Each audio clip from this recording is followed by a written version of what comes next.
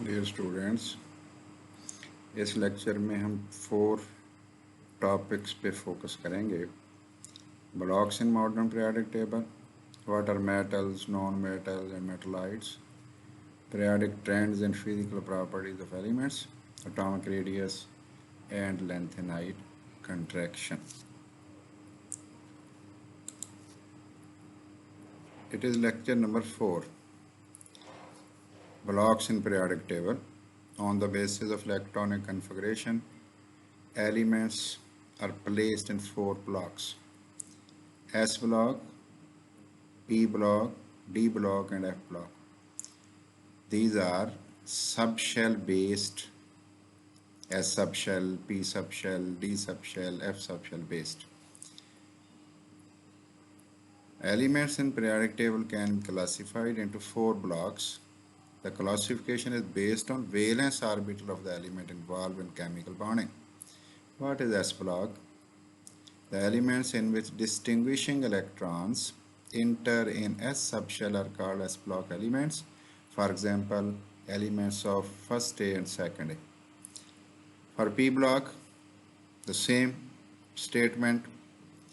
The elements in which distinguishing electrons enter in P subshell are called P block elements. For example, elements of third A to 8th A except helium. D block elements, the same type of definition, the same type of statement.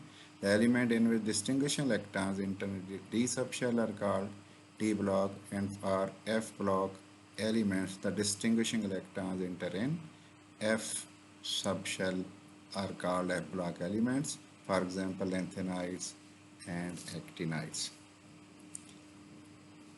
Metals क्या होती हैं, non metal and मेटलाइट्स क्या होते हैं? तो metals की कम से कम 2 points आप याद ज़रूर करेंगे।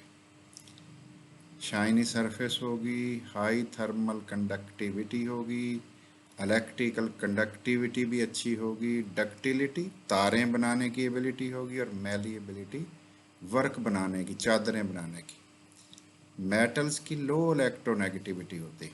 For example lithium, sodium, calcium, बड़े नाम है वो आपको आते हैं। पीरियोडिक टेबल में इसकी जगह कैसी है, कहाँ है? लेफ्ट हैंड साइड पे है, सेंटर में है, और बॉटम की तरफ आप देखेंगे तो आपको मेटल मिल जाएंगी। ब्लॉक्स में कहाँ है? तो ये आपको एस, पी, डी और एफ सब में आपको मिलेंगे। नॉन मेटल्स क्या होती हैं? डल अपीयरेंस, चमकनी होती है इनमें जिस तरह मेटल में थी। थर्मल कंडक्टिविटी लो होगी, पोर इलेक्ट्रिकल कंडक्टिविटी होगी, हाई इलेक्ट्रोनेगेटिविटी होगी, अमूमन ब्रिटल होंगी, डक्टिलिटी मैलिएबिलिटी नहीं होगी। आयोडीन, ब्रोमीन एग्जांपल्स हैं। कहाँ होती हैं? ये upper right corner of the periodic table पे होती हैं। ज़रा देखिएगा पीरियोडिक टेबल को। ब्लॉक्स में कहाँ है? ये एस और पी में मौजूद है। एस में कौन है? तो एस में हमारे पास हाइड्रोजन है, और पी ब्लॉक में बहुत सारी जगहों पे आपको नॉन मेटल्स मिलेंगे। जैसे आप हेलोजेंस पे पहुंचेंगे तो वहाँ आपको नॉन मेटल्स मिलेंगे। ऑक्सीजन, सल्फर, फास्फोरस देख लो, वो होंगे। तो ये पीरियोडिक टेबल जब सामने रखोगे फिर समझ आ जाएगी। मेटालाइट कौन होते हैं? ये दोनों के दरमियान में प्रॉपर्टीज़ वाले। तो इसका मतलब ये प्रॉपर्टीज़ किन के दरमियान होंगी? मेटल नॉन मेटल के दरमियान में इनकी प्रॉपर्टीज़ होंगी। तो मेटालाइट शाइनी और डल सरफेस अपीयरेंस वाले हो सकते हैं, डल सरफेस वाले हो सकते हैं। थर्मल कंडक्टिविटी अच्छी तो होगी लेकिन मेटल जैसी नहीं होगी। इलेक्ट्रिकल कंडक्टिविटी की भी यही सूरत हाल होगी। मॉडरेट इलेक्ट्रोनेगेटिविटी वैल्यूज़ होंगी।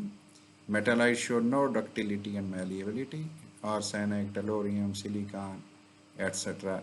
प्लेस कहाँ है? Lower member of third A, fourth and fifth A में चेक करो तो आपको पता लग जाएगा। और अमूमन ये होते पी ब्लॉक में, हर जगह नहीं होते। पी ब्लॉक आपको पता है कहाँ पे है, वहाँ होते हैं। Periodic trends and physical properties. What is periodicity? Repetition of elements with similar properties at certain regular interval in periodic table is called periodicity. इसकी काजेज क्या थी? मेंडलीव कहता था एटॉमिक मास है, मोजले कहता था एटॉमिक नंबर है। मॉडर्न कंसेप्ट में ये है कि नंबर ऑफ वेलेंस इलेक्ट्रॉन्स। और पीरियाडिक प्रॉपर्टीज़ कौन होंगी फिर? वो प्रॉपर्टीज़ होंगी वो जो चेंज हो जाएं जब एटॉमिक नंबर चेंज हो जाए। तो एटॉमिक नंबर जो चेंज होता है वो तो पीरियड में भी चेंज होता है, ग्रुप में भी होता है। तो इसके मतलब हमें ट्रेंड दोनों ही देखने पड़ेंगे। और एग्जांपल्स कौन सी होंगी? आयोनाइजेशन एनर्जी, इलेक्ट्रॉन एफिनिटी, ये सारी बातें हमें देखनी पड़ेंगी। तो एटॉमिक रेडियस क्या होता है?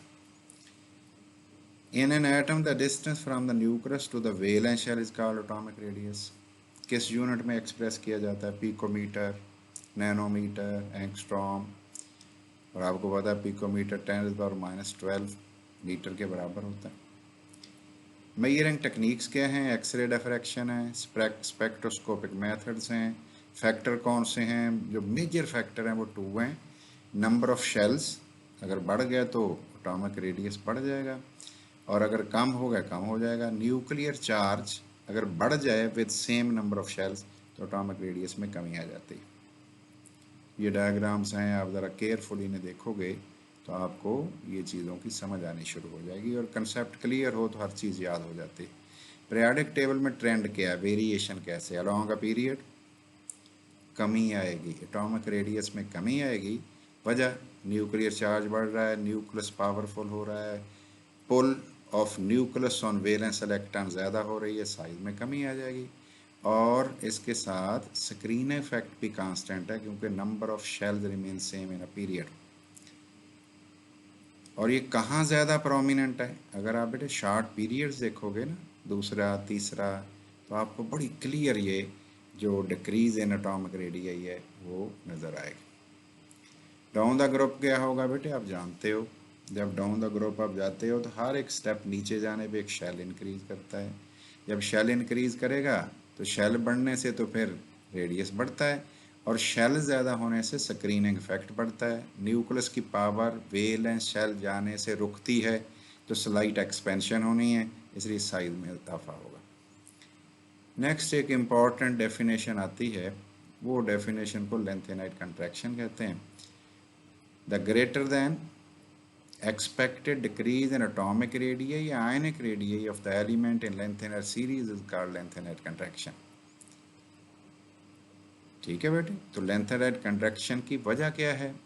वजह है poor shielding effect of 4f electrons। तो 4f इलेक्ट्रॉन वाला जो चादर है, समझ लें एक चादर है ये, वो फटी हुई चादर है। ये न्यूक्लियस की पावर को वैलेंस शेल तक जाने से अच्छे तरीके से शील्ड नहीं कर सकती, रोक नहीं सकती, इसलिए न्यूक्लियस ज़रा ज़्यादा ज़ोर से खींच लेता है किन को? वैलेंस इलेक्ट्रॉन को, और साइज़ हमारी एक्सपेक्टेशन से ज़्यादा कम हो जाता है। इसका नाम क्या रखते हैं? Lanthanide contraction. और इसके बहुत कंसीक्वेंसेस हैं, डिटेल में जब पढ़ें तो वहाँ समझ आती है। तो इन सारी चीज़ों को अच्छी तरह देखिएगा, रिपीट कीजिएगा, लिख के देखिएगा, तो नेक्स्ट लेक्चर में इंशाल्लाह इससे कुछ बातें और भी आपको बताई जाएंगी। तो याद करके लिखना बहुत ज़रूरी है, समझना बहुत ज़रूरी है। Thank you.